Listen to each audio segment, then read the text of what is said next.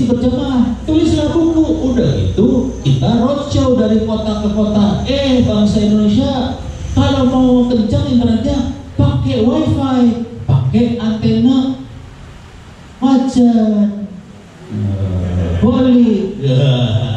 Mantep men. Wah, dijual 171.000 antena wajan. Ini antenanya dijual. Coba turun ke bawah sini nih. Ini kan di Google ya. Ini kan kita lihat pakai Google ya. Coba turun ke bawah. Perhatiin tulisannya. Implementasi wajan bolik. Bahasa apa itu? Bahasa apa itu? Bahasa Indonesia kan? Bahasa Indonesia. Coba turun ke bawah lagi. Sampai sini. Oke. Jual antena wajan bolik. Bahasa Indonesia. Turun lagi ke bawah lagi. Terus aja terus sampai bawah-bawah. Semuanya bahasa Indonesia. Jadi di seluruh dunia yang bisa bikin internet murah pakai wireless ya cuma Indonesia. Asli, cari ke semua negara lain di dunia, cuma Indonesia yang bisa bikin seperti itu dan merakyat. Semua orang bisa bikin. Dan yang bikin bukan, ya ini ada gambar Ono sih, cuman yang bikin bukan Ono nih, ini bukan Ono yang bikin ya, semua orang bikin. Ini sadis loh, se-Indonesia, ini sampai ke bawah-bawah, ini Indonesia semua ini. Nih, ini mode GSM 4G kasus Indonesia lagi nih, wah Indonesia mah dahsyat banget lah. Ini udah desainnya udah yellow semua kan, ini desainnya udah parah lah. Ini tulisannya bahasa Indonesia semua, semuanya bahasa Indonesia.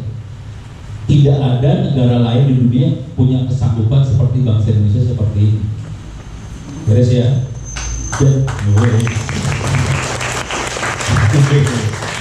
Terima kasih. Dan kita juga kan nularin virus ya. Coba kita wajan bolik Timor Leste. Iseng aja saya cari. Timor Leste. Nah, ini wajan bolik Timor Leste. Coba klik yang ini. Ini antena penggorengan di Timor Leste. Waduh. Adanya di atas pohon kelapa, saudara-saudara. Ini pohon kelapa namanya. Ini antena wajan.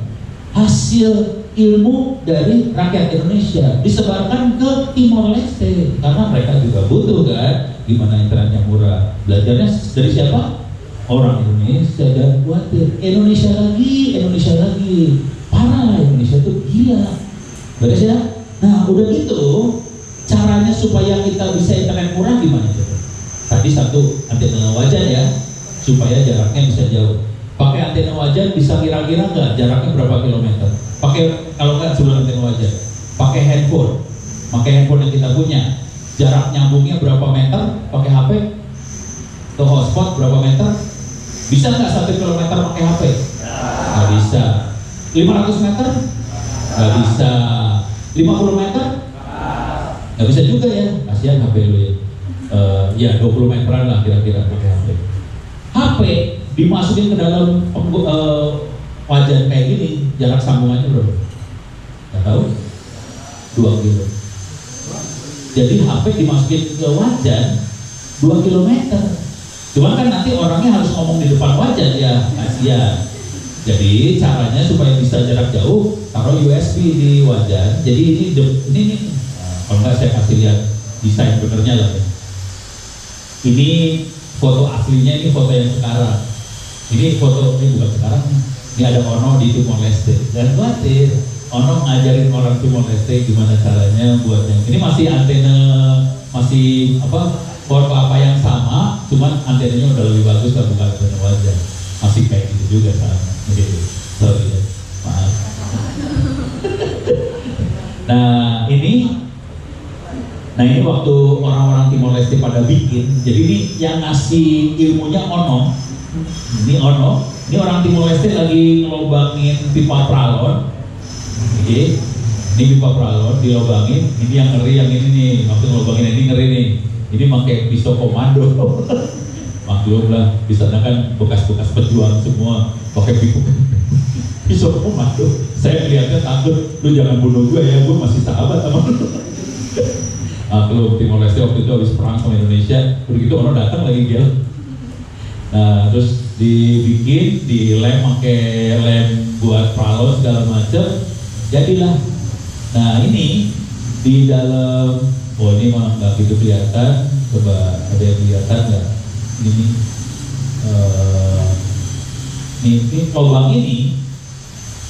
lubang yang ini kita masukin USB Wi-Fi ke dalam situ.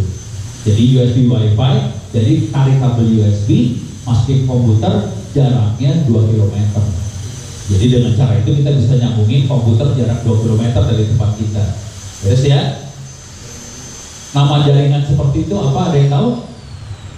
Kalau warnet kan satu ruangan disambungin ke internet. Kalau supaya satu RT, satu RW nyambung ke internet namanya apa? RT RW net. Jangan khawatir, di Indonesia ada, tahu jumlah RT RW net di Indonesia? Nggak tahu. Jumlah RT RW net di Indonesia cuma ada sekitar 60.000 RT RW net di Indonesia. Negara mana di dunia yang paling banyak punya RT RW net? Tahu? Indonesia jelas. Di dunia nggak ada RT RW net kecuali di Indonesia. Di dunia nggak ada RT RW kecuali Indonesia. RT RW net adanya cuma di Indonesia. Jadi Indonesia itu negara paling gede banget. Jadi kalau dunia lagi cari contoh jaringan yang dibikin sama masyarakat, contohnya langsung Indonesia. Gitu ya, beres ya? Nah, saya langsung naikin lagi. Ini udah kebayang ya? Kita punya Wi-Fi segala macam. Nah ini, punten Pak, saya sampai jam berapa gitu? Sampai jam 4 sore atau jam berapa? Ada pertanyaan nggak? Pertanyaan? Nggak ada, aman. Lanjut. Tadi RT RW net kita bisa bikin di Indonesia paling gede. Oke. Sekarang saya akan masuk ke wiki saya. Orang Indonesia gila-gila lah. Masuk ke RT RW net. Oke. Masuk RT RW net.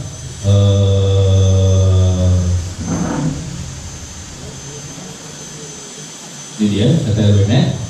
Oke. Saya akan masuk ke bawah sini penggunaan RT RW net. Nah, di sini ada beberapa yang akan saya ambil sebagian-sebagiannya. Jadi banyak sekali catatan di wiki saya bagaimana orang bikin RT RW net. Salah satu yang keren adalah ini dia contohnya. Ini di Garut. Namanya salma.net.id. Ini provider resmi. Dia minta izin ke Kominfo, jadi ISP, Internet Service Provider. Ini dia tidak pakai Wi-Fi. Ini kalau kita lihat dia bawa tangga.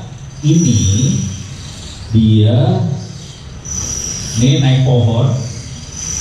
Ini ada kelihatan ada warna hitam kabel. Ini fiber optik masuk ke desa.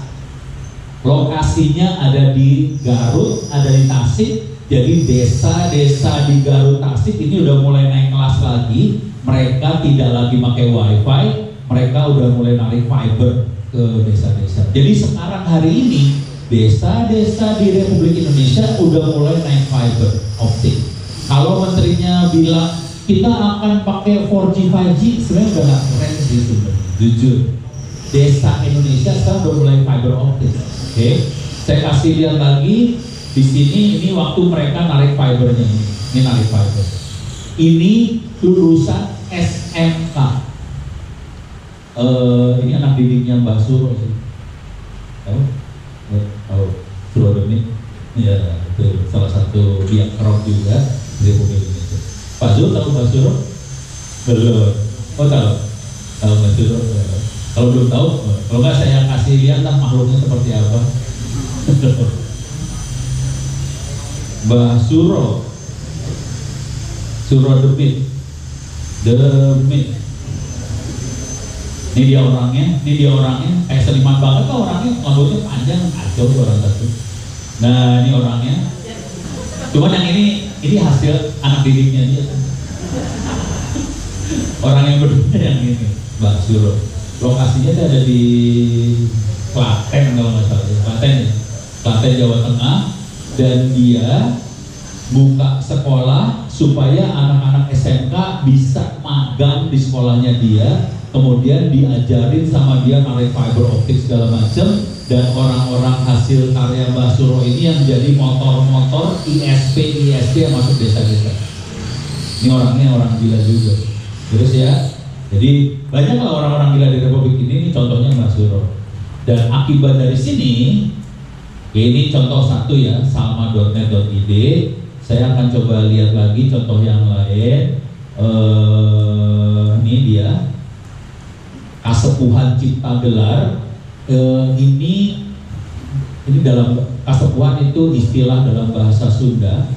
Kasepuhan kira-kira kayak kerajaan tapi levelnya desa lah ya.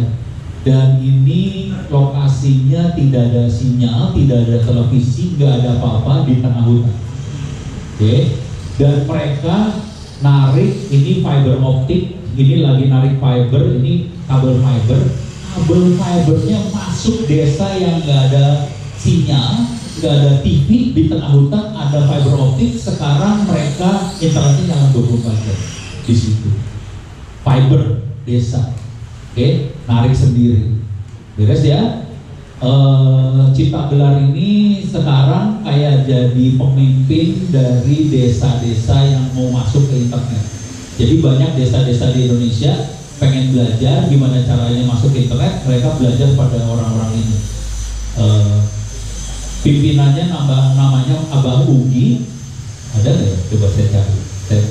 Ini Abah Ugi Cipta Gelar. Coba kita lihat, bukan Abah Ugi Cipta Gelar.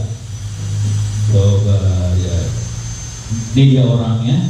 Ini istrinya almarhum sih, baru meninggal 2 bulan yang lalu. Ini Abah Ugi, umurnya baru belum sampai 40 tahun. Saya kebetulan sempat mampir di sana dan saya sama Abah Ugi, saya ajarin Abah Ugi cara bikin antena segala macam lah, kira-kira kayak gitu. Ini orangnya kayak gini. Dia kebetulan jebolan dari sarjana kesehatan. Jadi dia sarjana sih. Jadi bukan orang nggak punya ilmu ya. Dia sarjana kesehatan. Kemudian dia ngembangin desa Cipta Gelar ini dengan kondisi nggak ada listrik, nggak ada internet, nggak ada televisi. Dia bikin listrik sendiri, dia bikin internet sendiri, dia bikin TV sendiri, desanya maju banget. Jadi udah kayak negara sendiri sih akhirnya, asli. Sama pemerintah nggak dikasih listrik, nggak ada listrik, dia bikin mikrohidro, generator listrik sendiri, dia bikin internet sendiri, dia bikin TV sendiri. Cuman waktu itu saya nanya, itu TV gimana caranya? Tahu aja, melanggar hukum soalnya. Parah. Kita mah kacau. Jadi kalau nggak ada, kita bikin. Orang bisa bikin, barangnya murah. Coba tadi, antena wajan harganya berapa? 100.000, 200.000 kan? Murah kan? Semua orang bisa bikin kan? Gitu. Sekarang legal. Jadi kejadian kisahnya kira-kira kayak gini. Semua negara di dunia pengen belajar gimana caranya bikin internet murah kan?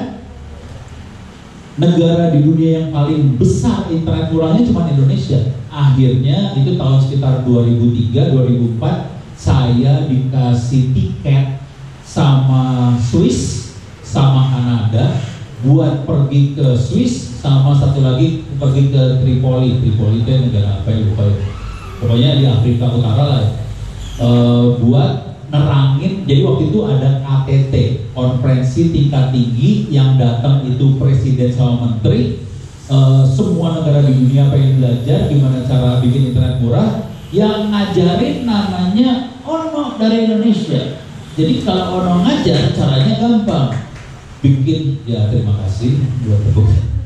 Bikin pakai slide, isinya foto. Negara-negara dunia caranya bikin internet murah, kasih lihat ini foto, kasih lihat antena wajah kita bisa bikin jadi internet.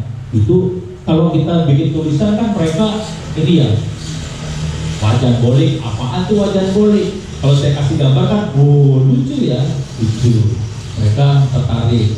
Akhirnya tanggal 5 setelah muter-muter kayak gitu, akhirnya tanggal 5 Januari 2005, sebelum kayak situ, Anda tahu nggak?